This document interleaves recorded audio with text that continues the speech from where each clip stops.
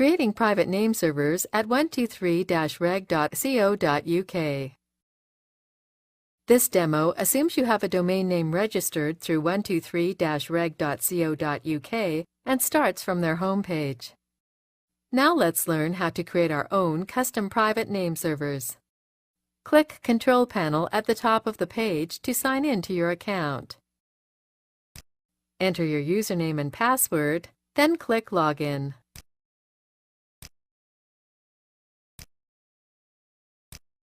Select the domain name you wish to create name servers for, then click Manage. Click the Change Name Servers (DNS) option under Advanced Domain Settings. Then click the link to create name servers based on your domain.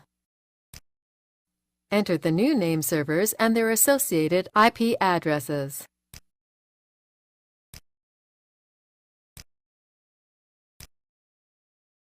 Click Update.